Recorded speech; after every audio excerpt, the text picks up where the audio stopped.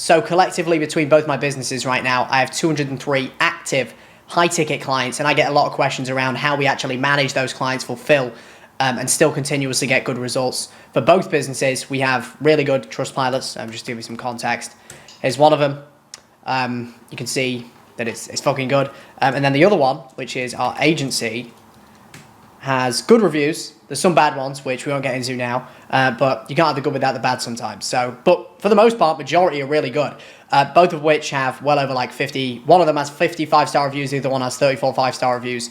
And I get a lot of questions around how we actually manage and fulfill those clients at scale.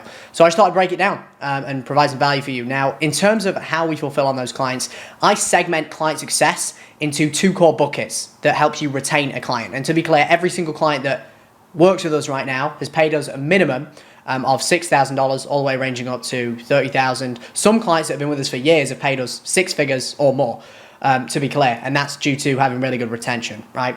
So just to break that down as well, we have the agency where clients pay us anywhere from $2,000 to $15,000 a month on the higher end for multiple locations, multiple services, multiple services, location, higher ad spend. And then we also have my high ticket program, which is the coaching element, which people pay us upwards of anywhere from like $4,000, $5,000, $6,000 all the way up to, again, $15K, $20K, $30K, depending on how long they've actually been in the program for.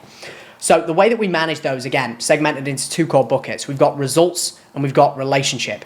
These are the 2 integral parts of maintaining any client relationship. One of which I would say is the harder piece of the business to focus on, is results, because there's so many different moving parts that go into that. So we'll just dive right into the first piece, which is ads and offers. And we segment these in the agency specifically, where we have 4 core buckets that help us get our clients really good results. We've got the ads and the offers, which are the ads that we run to generate their leads, and the offers that we run that feed into how we can help them upsell onto high ticket treatment plans, in our case, in the medical industry. We then have our sales team, which is just a sexy way of saying we have a call center that calls our clients leads. We take a commission for that. How do we manage those people? How do we segment the leads in the right way at scale? If you're anything like me, then when you're running clients through Go High Level, you think it's almost impossible to manage more than 3, 4, 5, maybe even 10, 20 clients through Go High Level calling their leads, which it is possible. You just need the right tools, systems, processes, which I'll show you in a minute. Then how do we track the data to course correct? Because whether we like it or not, a client could be moving in the right direction, but if we don't pick up on the ebbs and the flows, the things that are working, the things that aren't, we can't use that for other clients. We also can't identify constraints. We never want to be in a position where we're being reactive on a client's problem. We always want to be proactive. So what I mean by that is we never want to be in a position where a client comes to us and says, why is the cost per lead so high? Why is our show rate this? Why is our close rate this? Why am I not getting results? And we don't know exactly why and what levers we need to pull to fix it. We want to be the one coming to them to solve that problem. Because clients are okay if they're a decent person, if things aren't working. But what they're not okay with is feeling like you can't control that or you're not on top of it. And they're the ones coming to you and giving you a kick in the arse every time results aren't there. And then we've got the coaching and the course, which is mainly where License and Scale comes in as well. We also do this for our medical clients as well, where we have coaching calls, community course, the 3 C's, as I like to call it. Okay, so the first piece of the puzzle when it comes to getting clients results is the ads and the offers. We found that the 20% of things that drive 80% of the results for our clients, and then as well for the agency as well, is the creative and the offer. So we focus majority of our time and attention there. So in turn, what we've been able to do over the last 4 years is productize all of our offers, which I'll give you examples of in a minute. So this is the flow of how we get our clients results using meta ads. So we run an ad with an attractive offer. We sell them on an intro offer. The reason we don't immediately try and sell them on something crazy high ticket is you want to see it as like a lead magnet, right? Where we ascend them up the value ladder. You might have seen this from Alex Emozi, where we get them in on the bait initially, and then we slowly ascend them up that over a prolonged period of time. So for us, the way that it works with our MedSpa clients is we'll get them in on their initial treatment consultation. We'll give them some bonus if they book today to create an element of urgency and scarcity. And we'll say it's a limited time offer for an X amount of people. We'll then ascend them when they come in to the MedSpa clinic. We will ascend them on a treatment plan. We will conduct a sales conversation, which we essentially frame as a consultation, where we're going to give them a customized treatment plan for their skin or body goals, whatever the hell they're coming in for, where we will then sell them on the back end offer, which is a treatment plan of a series of sessions combined with a number of different treatments, all the way from $2,000 to $10,000. Okay. Same principle applies with the agency. We're essentially selling like a free strategy call, and then we ascend them into our high ticket program where we'll either do everything for them. Worst case scenario, we have a downsell where they can literally just buy the course, the coaching, the community, and things like that. Now, what we also do to get our clients results on the ads and offers piece is we will present an offer to their existing client list. This is what we call a patient reactivation. You might have heard of it as a database reactivation campaign. Both channels, by the way, funnel into having a consultation. Consultation in the medical world is basically just a professional way of saying, you're coming in and essentially getting sold by me, and the consultation, us understanding where you're at, where you're trying to get to, what you're struggling with, is our sales conversation. But we can frame it as a consultation in the medical world, okay? In like the B2B world, say I'm targeting agency owners, we'll frame it as a strategy call. Okay, then we upsell them on a treatment package. Depending on what they can afford, we always want to try and pitch the high ticket, but we will then tell our clients to push for the mid ticket and the low ticket if we can't. And we do the same thing B2B and our agency as well. So if somebody can't afford the high ticket or they don't necessarily need it, cool, no problem. We'll downsell you on this, which requires less fulfillment cost, less overhead, and less time on my end or their team's end. Okay, so in our case, this high ticket program for our clients might be like a super high ticket treatment plan, which requires 10 different treatments, 10 hours of time for like $6,000. The mid ticket might be less treatments, the low ticket might be less treatments, or a less combination of treatments that's gonna help with as much as they want. So what I mean by that is they might come in for skin tightening, and then we realize they also need fat reduction, in which our high ticket program is going to be a combination of, say, cool sculpting for fat reduction, and then it's also going to be radio frequency microneedling to help with the skin tightening. Now, let's say they can't afford that. We're going to try and solve problem one first with the skin tightening with the mid ticket. If they don't want that, maybe we're going to solve some of the skin tightening, get them some results with the low ticket, okay? I always tell everybody that I work with, if you're on a sales call with somebody or you're in a consultation with somebody, you may as well sell them something. They're there. It's not like you're going to lose any money if you do, so you may as well sell them something, which is why we have offers for different types of people at different levels of financial availability. So again, to recap, we're ascending them up the value ladder. The 80-20 of ads is going to be the offer and the creative. Again, we found that the quality of the offer drives majority of our results for clients. So what we've essentially done over the last 4 years is we compiled this huge document of all the best performing offers that work well for our clients. And then whenever we onboard a new client, we're not reinventing the wheel. The client isn't coming to us and saying, oh, I want to run this offer and that offer. We are pitching and presenting an offer for them to run based on the treatments that they have. We're just trying to get their treatments to fit inside a box of one of the offers that we run. For example, an offer that runs really well for us, which we found in the medical space, is when you sell the outcome, or you really focus on an offer that sells the solution to their problem, which again is just another way of saying the outcome, that works way better than selling the actual treatment. The treatment is commoditized. It's kind of like when you see, oh, here's a new way of losing weight with a vegan diet. You've heard that a million times over. It's not new. And new is often better than better. So you might say, hey, we've got a better way of tweaking the vegan diet so you can lose X amount of pounds extra or additional. It's still better. New is better than better. So for us, for example, if a client has radio frequency microneedling and cool sculpting, we might sell it as the non-surgical facelift treatment. So we sell the outcome. We find that we get way better results with that. Another one where we touch on pain, which again is still selling the outcome, is say we've got a treatment that can help with fat reduction and skin tightening on the face. We might call that the turkey neck rescue. Again, we're touching on the pain point that resonates with the person that we're targeting most. We do the exact same thing B2B as well, okay?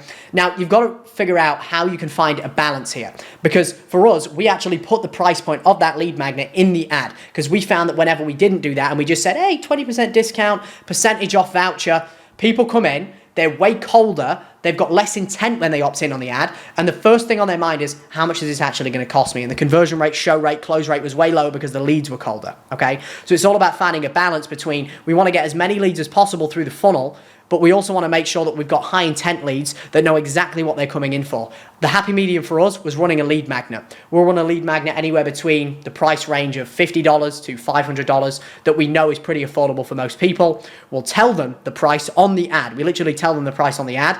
But at the same time, we're not selling like a $1,000, $2,000, $3,000, $4,000 package on the ad to scare people away. We do get some kickback from the clients on this every now and again. Like you might have heard of Alex Hormozi talk about 3 things you want to do on a sales call. You want to use restatements, questions, and anecdotal stories that break beliefs. Those anecdotal stories that break beliefs also tie into onboarding a client and breaking their beliefs. Stories sell. So an example of that would be if a client's giving us kickback on, oh no, we want to sell a package right out of the gate. I'd go, okay, John, I totally understand that.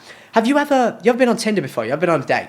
Let's say you were on Tinder, you found this really attractive girl, and in her bio it said, do not go on a date with me unless you want to get married. And you're on the first date, you took her for pasta, and she pops out a ring and tries to marry you there and then. Now, unless she's drop dead gorgeous and you want to get with her, you'd probably go to the bathroom, climb out the window, and you'd never want to see him again because you'd think they're a psychopath, right? Exactly the point. Why is that? Because they don't know you, like you, and trust you yet. You need to build that first. You need to take them for pasta first. Take them on a couple of dates. Bring them back to your place. And then after that happens, after you've built rapport, you've built trust, you're in a way better position and you're way more probable to be able to upsell them on a high ticket treatment plan or get married in this scenario. And that usually is a really good way of us breaking that belief.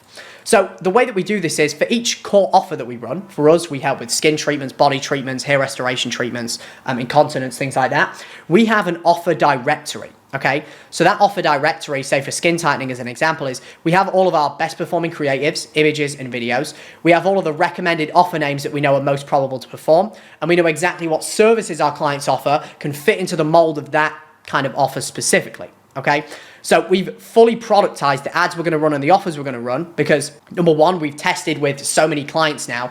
We know exactly what works, what doesn't, and what to do if something isn't working, which again, the main thing that we'll do is we'll change the creative. Maybe we'll go from images to videos, or we'll try different types of images. For example, what's working really well for us right now is these AI-based before and afters. But if that doesn't work, we might just try this type of angle as an example. We might try some video ads. So we're just throwing shit at a wall and seeing what works because everything is different for every industry, okay? So that's the ads and the offers. Again, the key takeaway here is we've productized it, and I would encourage you to do the same thing.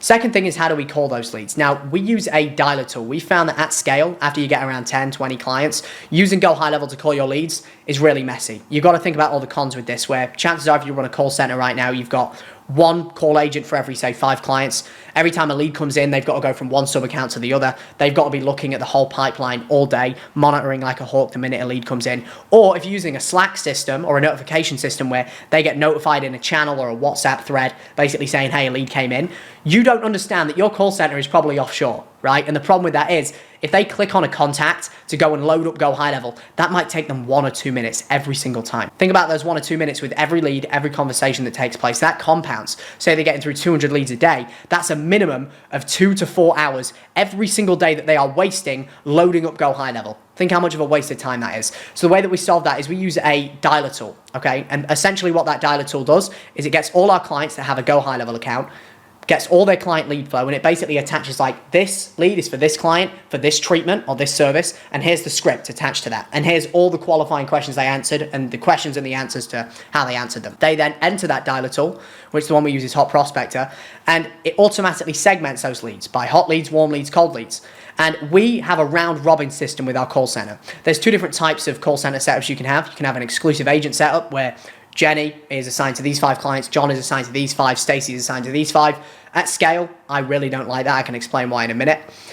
What we've done is we've got a round robin where everybody is on everyone. Benefits to that in comparison to the exclusive agent model is everybody's got equal lead flow. There's never like, okay, this 5 clients have a lower conversion rate, they get less lead flow, which means Jenny's less busy than Stacey, but Stacey's fucking rammed because these 5 clients spend more on ads, are in better locations, get more lead flow and are running cheaper offers. There's too many variables at play, okay? We want to make it equal for every person. So there isn't risk of the agents coming to us and going, oh, I'm not getting as many clients, as many bookings and commission because Stacey's got all the good clients and all of those things. So this solves that problem. We have them on a round robin. They immediately start the dialer, all the leads are in one place, and it just auto dials all the leads in order from hot to warm to cold. So the hottest leads get the highest priority immediately because we always want to focus on speed to lead. If you don't know what I mean by hot, warm, and cold, the way that we segment these is hot leads are people that sign up on an ad there and then, or within the last 24 hours, and then it gradually moves them from hot to warm to cold depending on how long it's been since they signed up on the ad or since they engaged.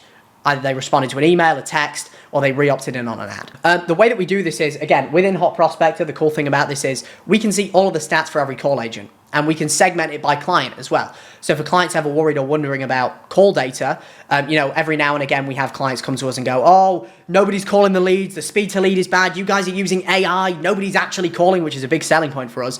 And we can just show them this. We can go, well, actually on your account, the first call was this, last call was this, the gap time was this, the average call gap was this, we did this many dials, here's how many hang-ups, here's the average dial time, here's how many minutes that our team was on the phone with your leads, and here's the average minute that we were on the phone total, okay? So we can essentially show them all of that. The way that we segment our call center, to be clear, we don't have these team leads yet, but it's something that we're working towards. We have a call center manager, and then we segment our call agents into pods, okay? So at scale, you'll find that if you have more than like 5-6 call agents all on one call, they get less personalized attention, and it's really difficult to do so. So the way that we do it is we have a call center manager. He then segments these people into 3 key pods, 4 in each pod. And what we're currently working on is developing the best call agent from that into a call center team lead, which means they're still on the phones as normal. They're just paid a little bit more of a premium to manage that pod, and essentially they get commissioned on the performance of the pod. And one thing that we added, which helped tremendously with our client show rate, is this new role, which I've never really heard anyone talk about, called a confirmation specialist. The way this works is these call agents we see as a sales team, because that's really what they are. Meaning the highest leverage thing that they can be doing in the business is calling leads and booking appointments. We call it ripping dials and booking appointments. RDPA, that's it. That's the abbreviation that we use. Ripping dials, RDBA, that's the one. So with the confirmation specialist, the only thing that they do is confirm appointments and increase show rate and reschedule people that are going to cancel. They're essentially a second backup sales team, okay? So these guys can focus on collecting deposits and making as much money as possible. These guys are essentially the customer support team that we need them to be. And then for each client, we have a customized script. Now, there's a couple of different ways that you can do this. The key here, though, and you'll hear me mention this a lot at this level of scale, is you need to productize your fulfillment and your operations. So for us, we have the same script for every client. The only thing that changes is if they're running a different treatment or a different service, we have different questions that we ask. And 2 different ways you can do this. We've tested both. I personally prefer a Google Doc, but I know a lot of people that do this too, where they have different flows for different questions. So like we ask this first question, hey, I'm calling about offer name. Does that ring a bell? If they say yes, they answer this question. If they say no, they answer this question. And they literally just work themselves down the flow. Whether they say yes, no, maybe, do you want to book? Yes, no. And it basically just gives them the exact thing to say. So an absolute idiot could follow this framework and they would book appointments. And then on the left-hand side here, we have the calendars. We have the office number, the address, basically all the additional information they need on FAQs and things like that. Now, the final thing I'll mention when it comes to the patient sales team is key with getting client results is having data. Clients are very emotional, okay? And I tell our client success team, I was literally on a call with them the other day, and they came to me and they said, oh, I've had multiple clients come to me, say, we're not getting results, nobody's calling the leads, what's going on? I go, so what does the data show? And they go, oh, well, I mean, it shows we're calling the leads. I'm like, okay, so let's review the call with you with the client. Did you show them that? And they didn't. So the key that I was teaching my client success team that I would encourage you to do, if you're managing clients or you have a client success team, is clients are very emotional and impulsive. They just look at the end outcome. They look at, are they closing the deals? Are they making more money than they put in? And if they aren't, if you run a done-for-you agency, they're going to immediately shift that blame onto you. That's where they come to you and go, I want to cancel, you're not calling the leads, nobody's booking, nobody's showing, they're all low quality. Our rule of thumb and our process is, first thing we do is we validate their emotion. We go, okay, no, Jenny, I completely understand your concern. I can see here from the data that absolutely, you spent $5,000 on ads, you made $7,000. This is nowhere near where we want to be, or nowhere near where we want to be, or where our projections were when we first set them when you came in as a client.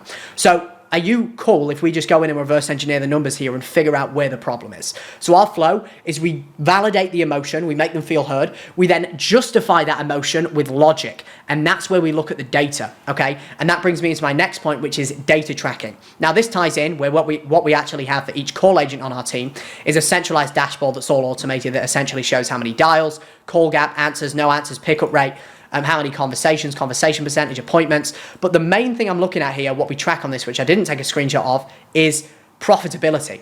Because for us, we actually take a commission for every appointment we book, which I would encourage you to do, and go back and watch my pricing video if you haven't already. I'll link it below. Basically what we do is we take a commission for every appointment we book.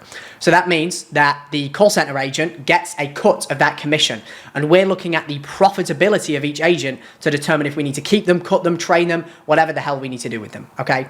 And again, that brings me into my next point, which is data tracking. You may have seen my video on this about how we manage our fulfillment at scale.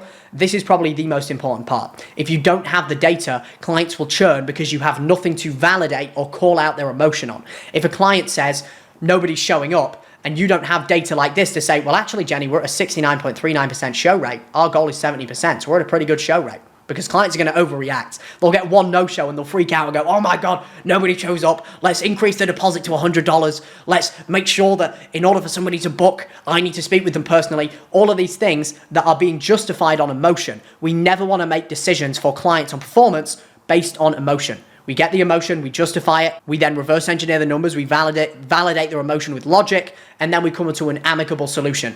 Is their emotion valid? Is it invalid? We then explain what the action items are to solve that problem if it is valid, okay? So we have a sheet like this for every client. Anytime we book an appointment, We know schedule shows, no shows, cancels. We even have like closes, close rate, how much average cash they collect per close. Because the further along this side of the spectrum you go, the less control you have. What I mean by that is you've got 4 things that get your clients results. You generate them leads, get those leads to book, get those bookings to show, get those shows to close. The further along the right-hand side you go, the less control you have. You can't control if a client closes. You can at least help in that process by qualifying the leads and giving them sales assets and material, which is where the coaching comes in, but you can't close for them. So if they're shit at closing and they don't close, but you're bringing people in that are qualified, then that's ultimately on the client. And we need to be able to call them out on that, and you need to set expectations on that. So the way that we're able to identify is it a quality or a close rate issue is with this data on the right-hand side. After every appointment, we make it a requirement for our clients to fill this out, where they say, did they show? They give the lead a score on a scale of 1 to 10, and they say, did a second follow-up get booked? Did they convert to a patient? Did they get approved for financing? How much did they spend? And why didn't they convert? Now, the key here is, if they're saying nobody's closing, the leads are shit, I'm looking at, did you get them to apply for financing? Did you book in a follow-up? What is the reason they didn't close? If they're giving me some smokescreen bullshit objection, like they need to think about it, they didn't apply for financing, I didn't book a follow-up, that's blatantly obvious to me it's a close rate issue. Now, to be clear, if the notes here are reasonable, they apply for financing and 5 out of 10, like 5 to 10 of the leads out of the 10 that showed get declined, that's a quality issue in which we have levers that we can pull to solve that problem. And then we have, so this is the external tracker that we show on client calls to clients, and then we have the internal. This is for our fulfillment manager, our media buyers, our CSMs take a look at. And basically the way that it works is we have all of our data pulling in from appointment data, sales data, cost data, lead data. We can see everything for clients on here, to be clear, from pickup rate, speed to lead. And what we've done now is we recently just built this out where we have a campaign level, an ad set level, and an ad level. So not only can we now make decisions on which campaign's performing best for clients, which ad set is, and which ad is. So it's been insanely helpful to see some ads will get a higher cost per lead, but a lower cost per booking, and overall a lower cost per acquisition with a higher quality lead, in which we're going to double down on that ad, as opposed to what most people do, where they're just looking at cost per lead for their clients, okay?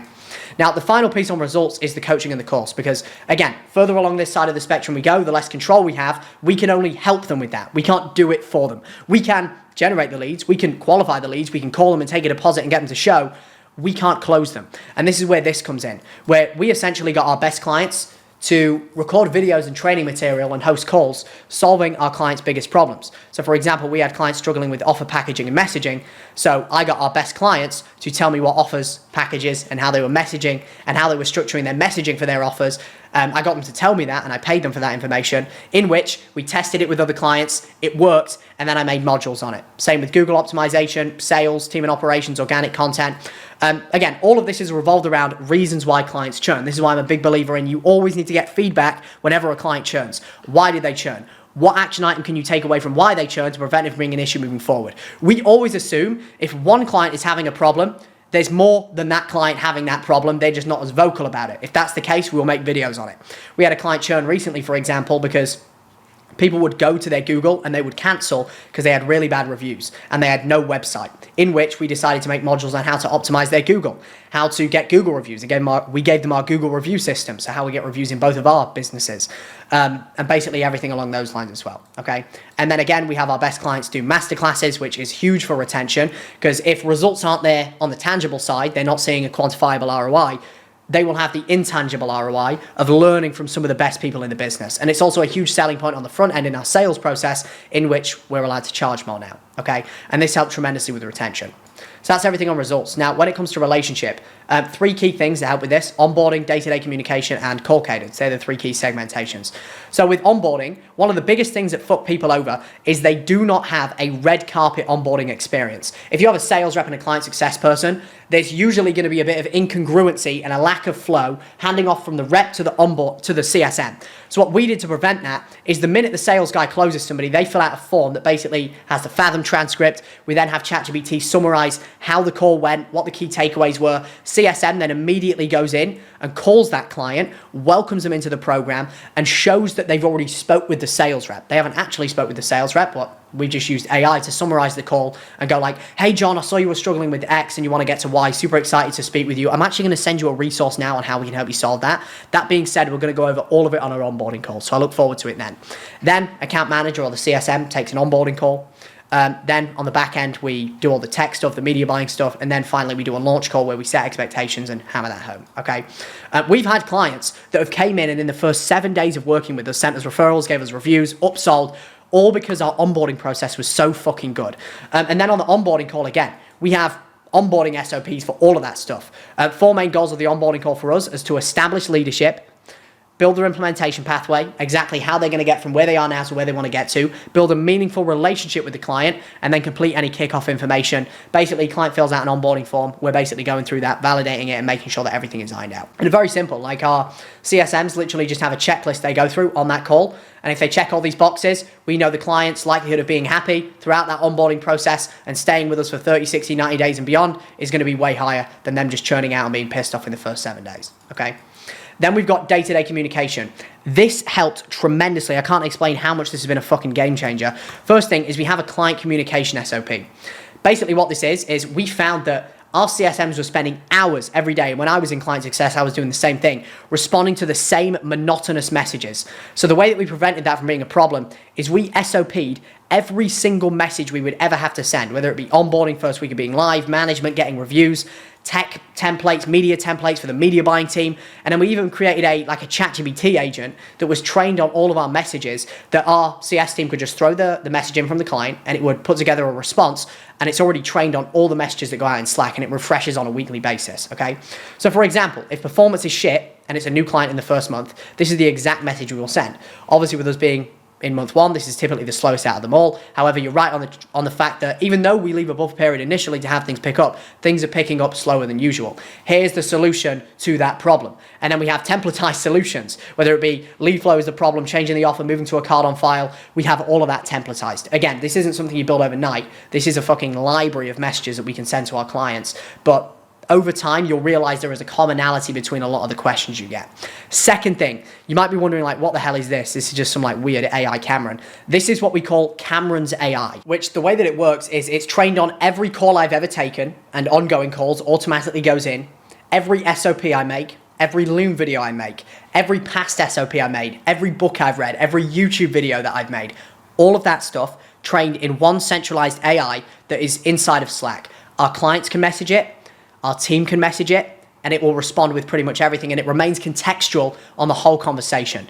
So if I just give you an example of how this works, let's say at Cam's AI, hey Cam's AI, my ads are at a $10 cost per lead, and I've got a $5,000 cost per acquisition. My lead to booking rate is 50%, and my show rate is 70%. Can you tell me what my constraint is and the biggest levers that I need to pull to solve that problem? So let's say I put that into Cam's AI. Within a matter of 30 seconds, my team, our clients, even myself, which I use it to consult myself, which sounds really weird, but I forget some of the things that I've been trained on, can get an answer within a matter of 30 seconds, which this is what we call data leverage. And this is the way that AI is going now, because not only do we have this, which our CSMs can use, we also have this if they're struggling and if they need an SOP, and our team can use it as well, and our clients. One thing we're also working on as well, which has been incredibly helpful inside of License and Scale, is the content finder. So people can just tag at content finder, which is not fully built yet. I know the people watching this are I know the people watching this in the program are it's not there yet, it's 100% not there yet, but it's getting there, where they can just tag at content finder, find me the SOP on X, Y, and Z,